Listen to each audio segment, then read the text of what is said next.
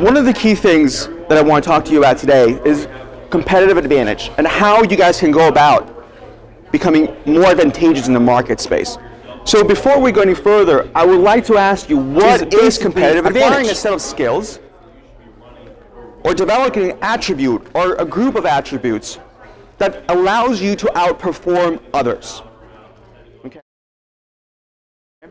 That is basically the technical definition of a competitive advantage.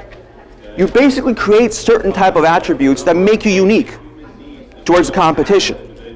Now, it's much easier talked about than actually done, right? But another important component is that it's also your DNA.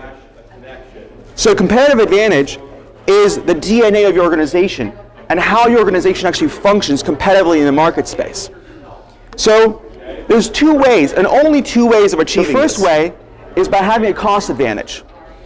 Basically what a cost advantage means is that it provides the same benefits as your competitors, but a much cheaper price.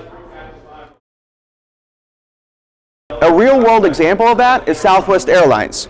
Southwest Airlines provides exactly the same service as Delta, as United, as American Airlines, but they do it at a cheaper price.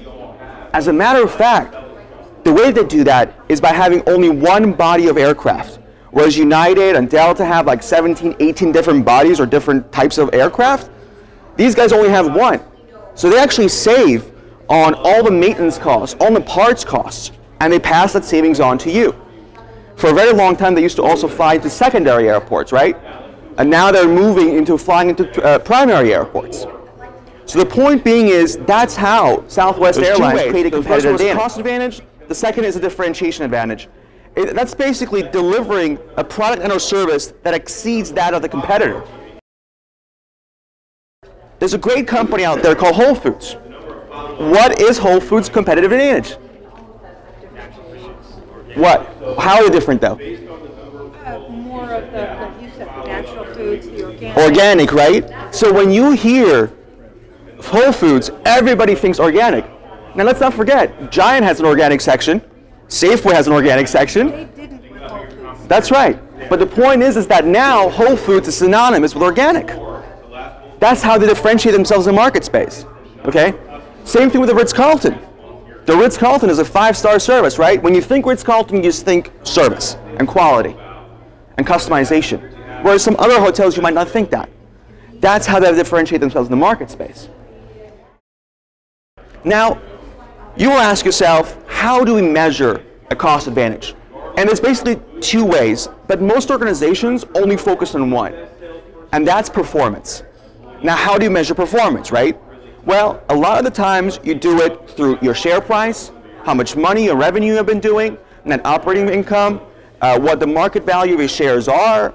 All those things are measures of performance. Now, one of the unfortunate things is most organizations spend too much time focusing on performance and not on the second most important thing, which is organizational health. Organizational health is actually quite important, and that's the ability to align, execute, and renew faster than the competition.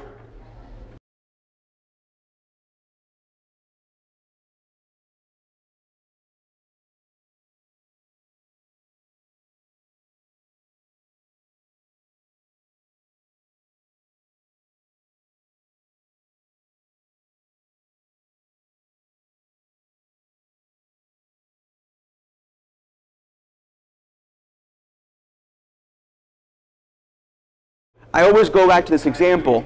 In football, every single person has a playbook. Every single team has a playbook.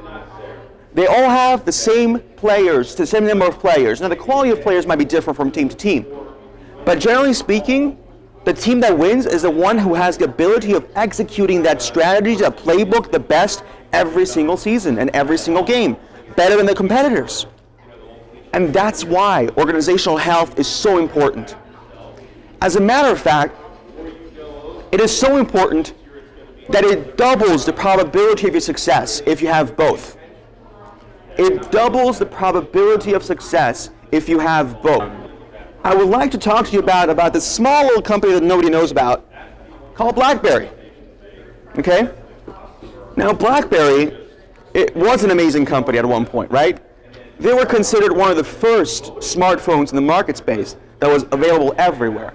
What made them unique was a security system, especially their security when it comes to email and their ability to interact continuously via email and getting what's called push email. So when the email comes, it's being pushed directly to your phone. So these guys had an amazing security feature, and they thought that they would never lose their market space, that people were really dependent on their email system, so they didn't focus on surfing, they didn't focus on all the peripheral matters that was important to it, and their market was predominantly what's called the enterprise market or the corporate market. Somehow, this guy came on, and yes, this is a first generation iPhone, and when the first generation iPhone came out, the CEO of CNBC came on television and said, these guys are not our competitors. This will never, ever hurt us. This is a commercial product. Okay? That's what the CEO said. Now, needless to say, this company is not doing so well anymore. They're losing market share to Apple. They're losing market share to another player that just came to the market, which is Google, with their Android devices. But Apple is still the largest phone suppliers, both hardware and software combined. The Android uses multiple companies for their platform. They use like LG and Samsung, but these guys are the largest ones. They have been losing market share to these guys. These guys have been losing market share to these guys. Okay? Now, these guys were focusing only on performance, right? They're like, we're going to do whatever we want to do. Let's not worry about the competition. Let's not look at the health of the organization. As a matter of fact, they're still not looking at their health, because the CEO just got fired 5 months ago, and the new CEO came and said, listen, we're not going to change anything.